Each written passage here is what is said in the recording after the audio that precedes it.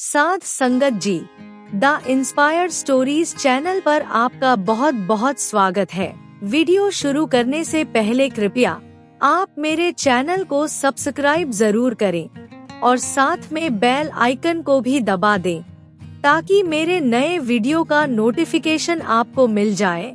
और अगर वीडियो अच्छा लगे तो कृपया लाइक, कमेंट और ज्यादा से ज्यादा शेयर करें। अब देर न करते हुए आज की कहानी शुरू करते हैं। साध संगत जी, क्या आपने सोचा है कभी कि भाग्य मनुष्य का साथ क्यों छोड़ जाता है?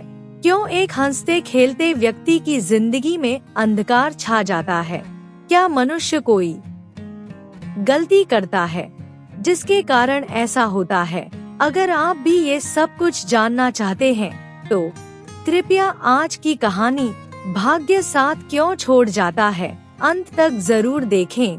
अब देर ना करते हुए आज की कहानी शुरू करते हैं। साध संगत जी, प्राचीन समय की बात है। बबलू और रवि नाम के दो भाई अपने पिता किशन लाल के साथ रहते थे। बबलू रवि का बड़ा भाई था। रवि जहां पूरा दिन अपने पिता के साथ खेतों में कड़ी मेहनत करता, वहीं बबलू हमेशा घर में आराम करता रहता था। एक दिन किशन लाल ने बबलू को बुलाया और कहा, बेटा अब मैं बूढ़ा हो गया हूँ।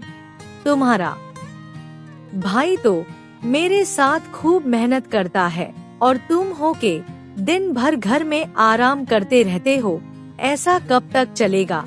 कल को तुम्हारी शादी होगी, फिर उसके बाद तुम्हारा परिवार भी बढ़ेगा।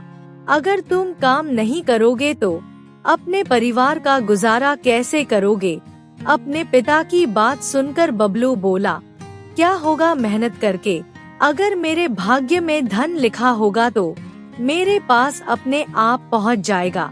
सब कुछ भाग्य का खेल है पिताजी, आपने तो देखा होगा। पिताजी, ऐसे बहुत से लोग हैं जो सारी जिंदगी मेहनत मजदूरी करते रहते हैं और गरीब के गरीब रहते हैं। बबलू की बात सुनकर किशन गुस्से से बोला, तुम मेरी बात समझते क्यों नहीं? अगर तुम कोई काम नहीं करोगे तो गांव में कोई भी अपनी लड़की से तुम्हारी शादी नहीं करेगा। बबलू अपने पिता की बात सुनकर बोला, पिताजी, मैं आपकी तरह पूरा जीवन खेतों में नहीं बिताना चाहता। जब मैं छोटा था तब भी आपके पास थोड़ी सी जमीन थी और आज भी आपके पास उतनी ही जमीन है। इसलिए पिताजी, मैं कुछ बड़ा करना चाहता हूँ। बबलू की बात सुनकर किशन लाल बोला, बेटा अगर कुछ बड़ा करना चाहते हो उसके लिए भी तुम्हें मेहनत करनी पड़ेगी। सारा दिन घर में आराम करने से तुम्हें कुछ नहीं मिलेगा। लेकिन बबलू ने हार नहीं मानी और अपने पिता से कहा, पिताजी, जिस दिन मेरा भाग्य जाग जाएगा उस दिन मैं इतना धनवान हो जाऊंगा कि मुझे पूरी जिंदगी काम करने की जरूरत नहीं पड़ेगी। आप ये बात याद रखना। बबलू को इस तरह बहस करते देखकर किशन अपने खेत पर चला गया। किशन को उदास देखकर उसका बेटा रवि बोला, पिताजी, आपके चेहरे से लग रहा है कि आज आपने फिर से भैया से काम के बारे में बात की है और हमेशा की तरह भैया ने आपकी बात को टाल दिया। रवि की बात सुनकर किशन लाल बोला, हाँ बेटा, तुम सही कह रहे हो, लेकिन मुझे कभी कभी चिंता होती है कि मेरे बाद बबलू का क्या होगा। अपने पिता की बात सुनकर रवि बोला, मैं आपकी चिंता समझता हूँ पिताजी, लेकिन आप फिक्र मत कीजिए, सब कुछ ठीक हो जाएगा। इस तरह बाप बेटे बातें करते करते अपने काम में लग गए। अगले दिन किशन रवि के साथ खेत में जाने की तैयारी कर रहा था कि तभी गांव का सरपंच आ गया। सरपंच को देखकर किशन लाल चौंक गया और उससे बोला, सरपंच जी, आप इस गरीब के घर कैसे? किशन लाल की बात सुनकर सरपंच बोला, किशन लाल, तुम तो जानते हो कि मेरा कोई बेटा नहीं है, सिर्फ एक बेटी है और अब मेरी बेटी विवाह के योग्य हो गई है। मैं और मेरी पत्नी दोनों अब बूढ़े हो गए हैं। सरपंच की बात सुनकर किशन लाल ने पूछा, सरपंच जी आप कहना क्या चाहते हो? किशन लाल की बात सुनकर सरपंच बोला, बात दरअसल ये है कि मुझे तुम्हारा बेटा बबलू बहुत पसंद है और मेरी बेटी भी उसे मन ही मन बहुत पसंद करती है। इसलिए मैं अपनी बेटी का विवाह तुम्हारे बेटे के साथ करना चाहता हूँ। सरपंच की बात सुनकर किशन लाल बोला, सरपंच जी आप तो जानते हो बबलू कोई काम वाम नहीं करता। किशन की बात सुनकर सरपंच बोला, तो क्या हुआ, इसमें चिंता की कोई बात नहीं है। मेरे पास जो कुछ भी है वो मेरी बेटी और दामाद का ही तो है। इस तरह कुछ दिनों के अंदर ही बबलू और सरपंच की लड़की का विवाह हो गया। सरपंच की लड़की का नाम रानी था।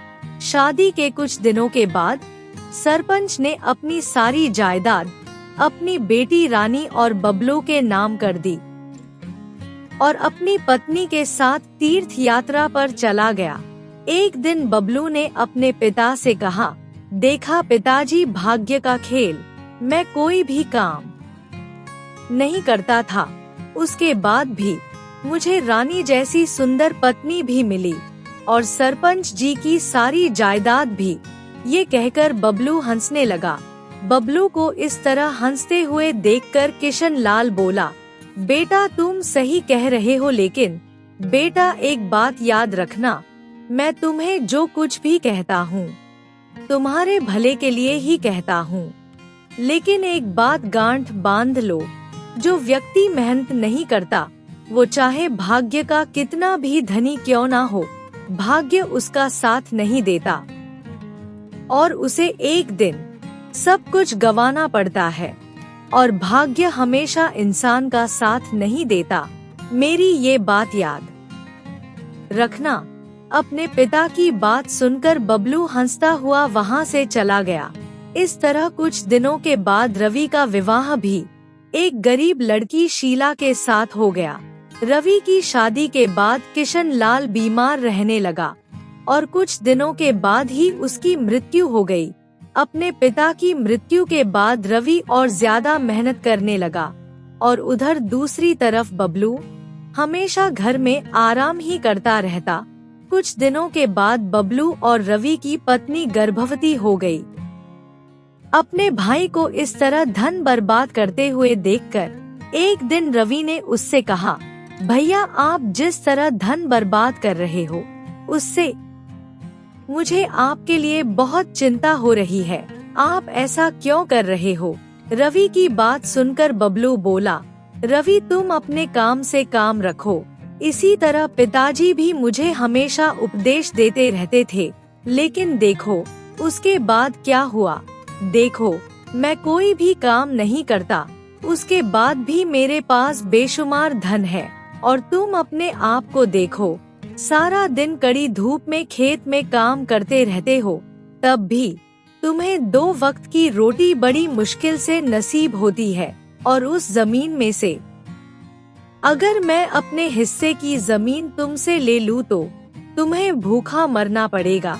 बबलू की बात सुनकर रवि बोला, भैया आप सही कह रहे हो, उसमें से आधी जमीन आपकी है, आप जब चाहे मुझसे वो ले सकते हैं और भैया मुझे विश्वास है मैं अपनी थोड़ी सी जमीन पर ही मेहनत करके अपने घर का गुजारा कर सकता हूँ।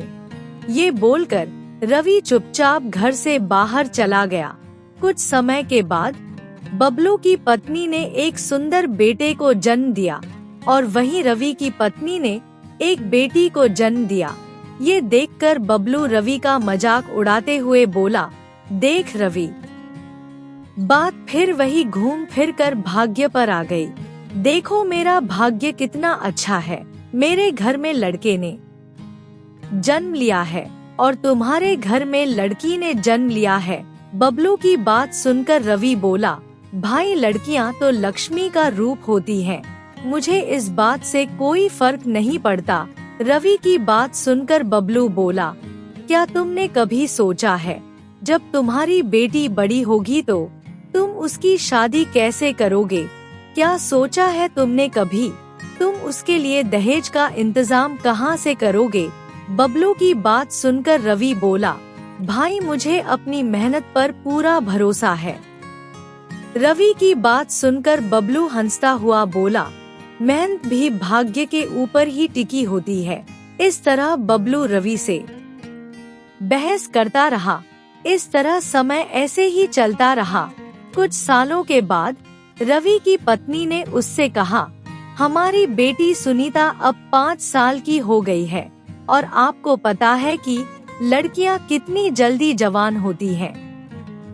अपनी पत्नी की बात सुनकर रवि बोला, भाग्यवान तुम कहना क्या चाहती हो? रवि की बात सुनकर वो बोली, मैं रोज देखती हूँ कि आप अपने खेत में कितनी कड़ी मेहनत करते हो, पर मुझे ये भी पता है कि पूरे गांव में सबसे अच्छी फसल आपके खेत में ही होती है। इसलिए मैं चाहती हूँ कि आप अपने खेत की फसल गांव के जमींदार को बेचने की बजाय शहर में जाकर क्यों नहीं बेचते? मुझे विश्वास है आपकी फसल शहर में अच्छे दामों पर बिकेगी। अपनी पत्नी की बात सुनकर रवि बोला, हाँ भाग्यवान तुम ठीक कह रही हो। कुछ दिनों से मेरे मन में भी ये ख्याल आ रहा था। अगले दिन रवि अपनी फसल काटकर बेचने के लिए शहर में चला गया। शीला ने सच कहा था, शहर में रवि की फसल अच्छे दामों में बिकी। अपनी फसल को बेचकर रवि घर आया और उसने बहुत सारे सोने के सिक्के शीला को दिए और बोला, शीला तुमने सही कहा था।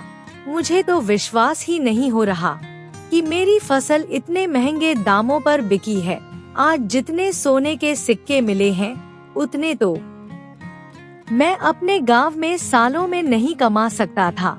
शीला ने रवि की बात सुनकर कहा, एक अच्छा किसान ही बड़ा व्यापारी बनता है, इसीलिए आप अपनी फसल अब दूसरे शहर जाकर ही बेचा कीजिए। शीला की बात सुनकर रवि बोला, तुम सही कहती हो शीला, इसलिए अब मैं और ज्यादा मेहनत करूँगा।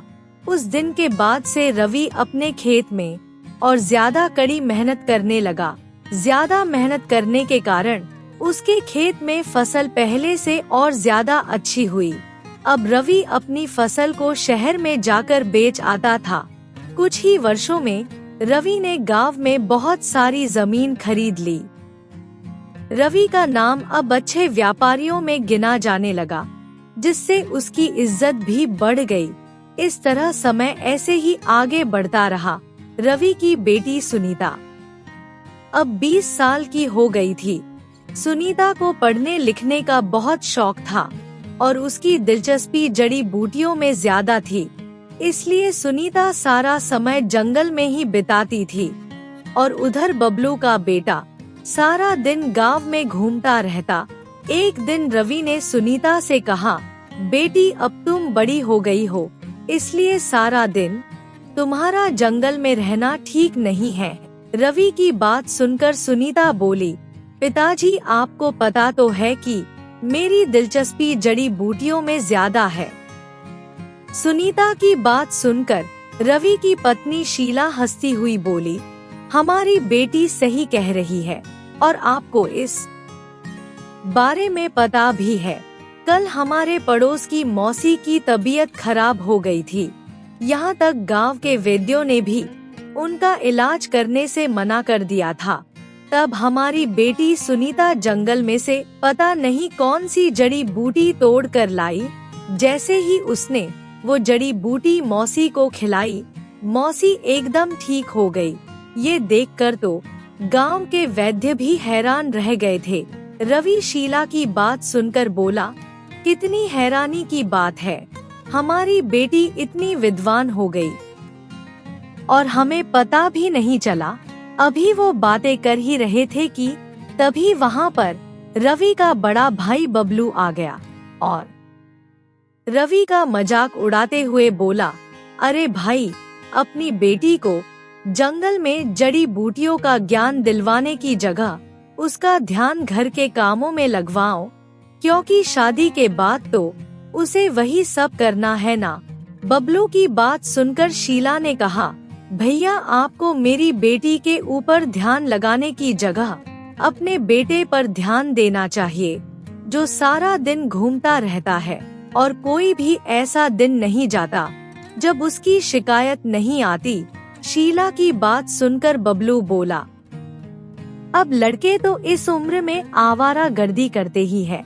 जब मैं अपने बेटे की उम्र का था तो मैं भी यही करता था और पिताजी मुझे हमेशा ज्ञान देते रहते थे। लेकिन अब देखो, रवि सारा दिन कड़ी धूप में खेतों में काम करता रहता है और मैं सारा दिन आराम से अपनी पत्नी के साथ बैठा रहता हूँ।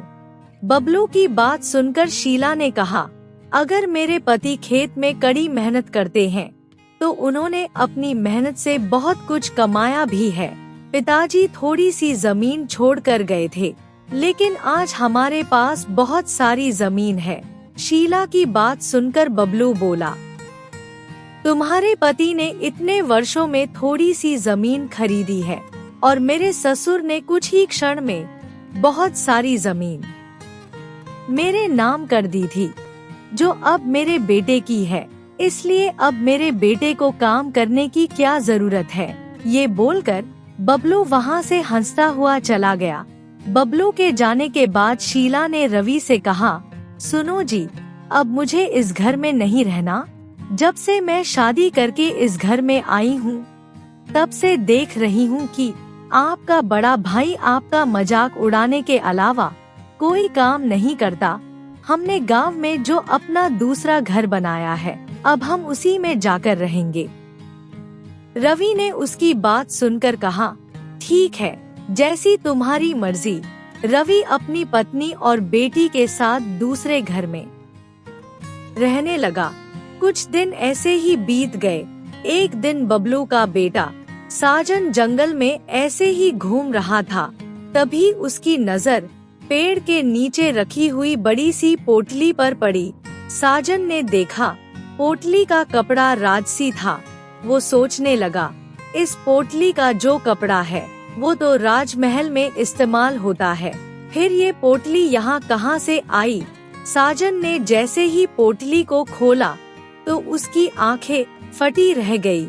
साजन ने देखा कि उस पोटली में बेशकीमती हीरे जवाहरात थे।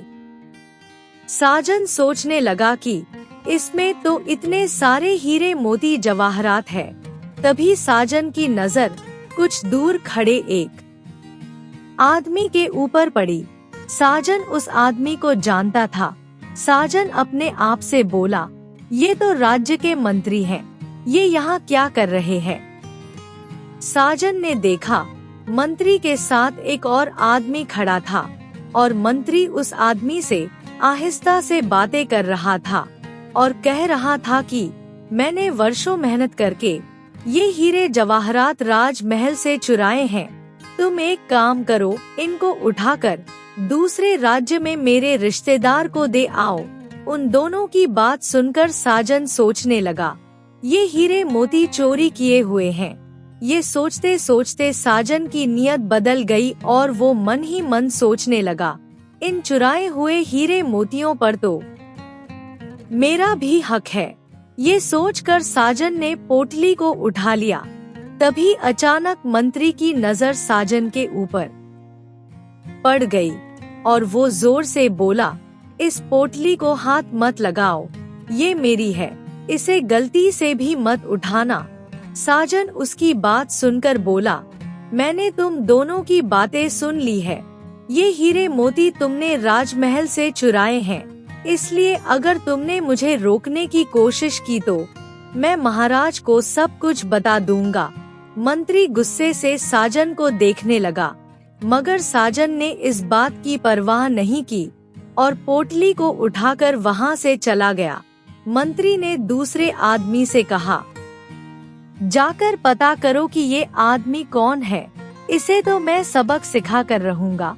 उधर साजन पोटली को लेकर अपने घर चला गया और उसे खोलकर अपने पिता बबलू को दिखाने लगा। बबलू इतने सारे हीरे मोती देखकर हैरान रह गया और साजन से बोला, तुम्हारे पास ये कीमती जवाहरात कहाँ से आए? तब साजन बबलू को सारी घटना बताते हुए बोला, अब आप ही बताएं पिताजी, मैंने सही किया या गलत।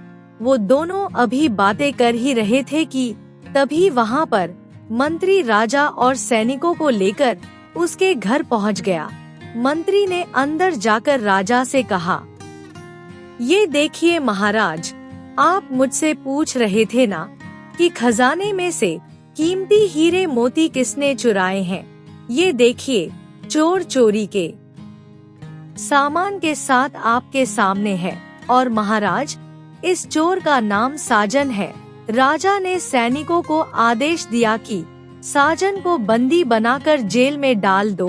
बबलू ने राजा की बात सुनकर कहा, महाराज ऐसा मत कीजिए, मेरे बेटे ने कोई चोरी नहीं की है। राजा ने बबलू की बात सुनकर कहा, चोरी का सामान तुम्हारे बेटे के पास मिला है और तुम अभी भी अपने बेटे की तरफदारी कर रहे हो। मन तो चाहता है कि इसके साथ साथ तुम दोनों को भी जेल में डाल दूं। लेकिन तुम पति पत्नी अब बूढ़े हो गए हो और मैं नहीं चाहता अपना बचा हुआ जीवन तुम जेल में गुजारो। इसलिए अपने बेटे को अब अच्छी तरह से देख लो, क्योंकि कुछ दिनों के बाद राज्य के कानून के अनुसार तुम्हारे बेटे को सरेआम फांसी दे दी जाएगी। और तुम ये मत सोचना कि तुम पति पत्नी को छोड़ दिया जाएगा, तुम दोनों को भी सजा मिलेगी, क्योंकि इस चोरी में तुम बराबर के हिस्सेदार हो और इसलिए मैं तुम्हारी सारी संपत्ति जब्त करता हूँ और यहाँ तक कि तुम्हारा घर भी तुमसे छीन रहा हूँ। साजन राजा की बात सुनकर गिड़गिड़ाने लगा और बोला, महाराज, मैंने ये धन नहीं चुराया, बल्कि आपके मंत्री ने ये धन चुराया है। मेरी गलती ये की, मैंने पोटली को जंगल से उठाया है, मैंने कोई चोरी नहीं की महाराज। राजा ने साजन की बात सुनकर गुस्से से कहा, तुम चुप करो, एक तो चोरी करते हो, ऊपर से झूठ भी बोलते हो। फिर राजा ने सैनिकों को आदेश दिया कि इसे पकड़ कर ले जाओ। राजा के सैनिकों ने साजन को गिरफ्तार कर लिया और जेल में डाल दिया। बबलू और उसकी पत्नी की सारी संपत्ति को जब्त कर लिया गया और उनको उनके ही घर से धक्के देकर निकाल दिया गया। बबलू अब सड़क पर आ गया था। बबलू रोते हुए अपने भाई के घर पहुंचा और उसे सारी बात बताने लगा। रवि ने बबलू की बात सुनकर कहा, भैया, आप अगर बचपन से साजन को मेहनत करना सिखाते तो आज आपको ये दिन नहीं देखना पड़ता। लेकिन आपने ऐसा नहीं किया क्योंकि आपने खुद कभी जीवन में मेहनत की ही नहीं। आप तो हमेशा भाग्य के सहारे ही जीते रहे और यही बात आपने अपने बेटे साजन के दिमाग में भी डाल दी। इसलिए अब आप रो क्यों रहे हो? जैसा आप कहते हो अब वैसा ही तो हो रहा है, सब भाग्य का ही तो खेल है। फिर रवि ने गंभीर स्वर में कहा, भैया, हमेशा एक बात याद रखना, भाग्य भी तब तक साथ देता है जब तक मनुष्य मेहनत करता है। बिना मेहनत के भाग्य भी कब तक साथ देगा। रवि की बात सुनकर बबलू बोला, मुझे आज ये बात समझ में आ गई और ऐसा इसलिए हुआ क्योंकि मुझे बगैर मेहनत के सब कुछ मिल गया था, इसलिए मैंने कभी मेहनत की कदर नहीं की। अगर मैंने अपने बेटे को मेहनत करना सिखाया होता तो मुझे आज ये दिन ना देखना पड़ता। ये बोलकर बबलू जोर जोर से रोने लगा। बबलू को इस तरह रोता हुआ देखकर रवि बोला, भैया चिंता मत कीजिए, मैं कल अपनी बेटी सुनीता के साथ साजन के बारे में बात करने महाराज के पास जरूर जाऊंगा। अगले दिन रवि अपनी बेटी के साथ राजमहल पहुंच गया। वो अभी राजा से कुछ कहने ही वाला था कि तभी एक दासी आकर राजा से बोली, महाराज, आपकी बेटी की तबीयत में अभी तक कोई सुधार नहीं आया, राजवैद्य ने भी हाथ खड़े कर दिए हैं। ये बात सुनकर राजा बहुत परेशान हो गया और रवि और सुनीता की तरफ देखकर बोला, तुम तुम दोनों कल आना, हम कल तुम्हारी बात सुनेंगे। राजा की बात सुनकर सुनीता ने कहा, महाराज अगर आपकी आज्ञा हो तो क्या मैं आपकी बेटी को देख सकती हूँ? राजा ने उसकी बात सुनकर पूछा, लेकिन तुम मेरी बेटी को देखना क्यों चाहती हो? राजा की बात सुनकर सुनीता ने कहा, महाराज मुझे जड़ी बूटियों का बहुत अच्छा ज्ञान है। राजा ने उसकी बात सुनकर कहा, तो तुम ये कहना चाहती हो कि जो काम इतने बड़े बड़े वैद्य हकीम नहीं कर पाए वो तुम सही कर दोगी? राजा की बात सुनकर सुनीता ने कहा, महाराज जब आपकी बेटी को बड़े बड़े वैद्य हकीम ठीक नहीं कर पाए और उनकी दी हुई जड़ी बूटियों का कोई असर नहीं हुआ, तो एक बार मुझे भी कोशिश कर लेने दीजिए, हो सकता है राजकुमारी मेरी दी हुई जड़ी बूटी खाकर ठीक हो जाए। राजा ने सुनीता की बात सुनकर कुछ देर सोचा और फिर सुनीता और रवि को लेकर राजकुमारी के कमरे में आ गया। सुनीता ने देखा राजकुमारी कमरे में लेटी हुई थी। सुनीता ने उसका हाथ पकड़ कर देखा और फिर कुछ देर बाद राजा से बोली, महाराज मैं अभी आती हूँ। इतना कहकर सुनीता राजा से आज्ञा लेकर चली गई। कुछ समय के बाद रवि और सुनीता वापस आए। सुनीता के हाथ में एक जड़ी बूटी थी। सुनीता ने जैसे ही जड़ी बूटी राजकुमारी को खिलाई, उसकी हालत में तुरंत सुधार होने लगा। ये चमत्कार देखकर राजा आश्चर्य में पड़ गया। राजा ने सुनीता की तरफ देखकर कहा, बेटी तुमने तो कमाल कर दिया। हमारी बेटी को बड़े बड़े वैद्य हकीम नहीं ठीक कर पाए, लेकिन तुमने केवल एक जड़ी बूटी से ही उसे ठीक कर दिया। ये कहकर राजा ने खुशी खुशी सुनीता से कहा, बेटी हम तुम्हें कुछ देना चाहते हैं, इसलिए तुम जो भी मांगोगी वो हम तुम्हें जरूर देंगे। मांगो, क्या मांगती हो? राजा की बात सुनकर सुनीता ने कहा, महाराज आपने कुछ दिन पहले जिस आदमी को जेल में डाला है वो मेरा भाई है और उसने कोई चोरी नहीं की, वो बेगुनाह है महाराज। और ये चोरी किसी और ने नहीं बल्कि आपके मंत्री ने की है। एक बार आप अपने तरीके से मंत्री से पूछिए, मुझे उम्मीद है वो सच्चाई बता देगा। सुनीता की बात सुनकर राजा सोच में पड़ गया और फिर थोड़ी देर बाद बोला, बेटी ठीक है, जैसा तुम चाहो। राजा उसी समय मंत्री के पास पहुंचा और अपनी तलवार निकालकर बोला, सच सच बता दो कि दोषी कौन है? वो हीरे मोती किसने चुराए थे, तुमने या साजन ने? क्योंकि मुझे सच्चाई का पता लग चुका है, लेकिन फिर भी मैं तुम्हारे मुंह से सच सुनना चाहता हूँ। राजा का खौफनाक रूप देखकर मंत्री बुरी तरह से डर गया और कांपने लगा। फिर वो हाथ जोड़कर राजा के कदमों में गिर गया और उसने अपना जुर्म कबूल कर लिया। राजा ने उसी समय मंत्री को जेल में डलवा दिया और साजन को रिहा कर दिया। फिर उसके बाद राजा ने रवि और सुनीता को ढेर सारी सोने की अशर्फियां और हीरे मोती देते हुए कहा, बेटा मेरी तरफ से ये तुम लोगों के लिए इनाम है। रवि, सुनीता और साजन बहुत सारा धन लेकर घर वापस आ जाते हैं। घर आकर बबलू अपने भाई से बोला, मुझे आज समझ में आ गया, पिताजी सही कहते थे, जो व्यक्ति मेहनत नहीं करता वो चाहे भाग्य का कितना भी धनी क्यों ना हो, भाग्य एक न एक दिन उसका साथ छोड़ जाता है और उसे सब कुछ जीवन में गंवाना पड़ता है। और मैं ये भी समझ गया हूँ कि भाग्य हमेशा इंसान का साथ नहीं देता, बल्कि उसका साथ देता है जो कड़ी मेहनत करता है। बबलू की बात सुनकर रवि मुस्कुराने लगा और उस दिन के बाद साजन भी सुधर गया। साध संगत जी, इस सुंदर कहानी से हमें ये शिक्षा मिलती है कि हमें जीवन में आगे बढ़ने के लिए कड़ी मेहनत करनी चाहिए। क्योंकि कड़ी मेहनत के बिना तो भाग्य भी साथ नहीं देता, भाग्य भी उसी मनुष्य का साथ देता है जो मनुष्य मेहनत करने से पीछे नहीं हटता।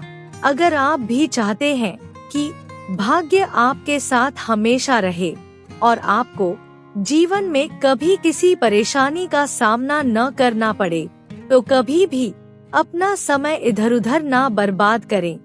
साथ संगत जी, अगर आपको ये कहानी अच्छी लगी हो तो कृपया लाइक, कमेंट और शेयर जरूर करें।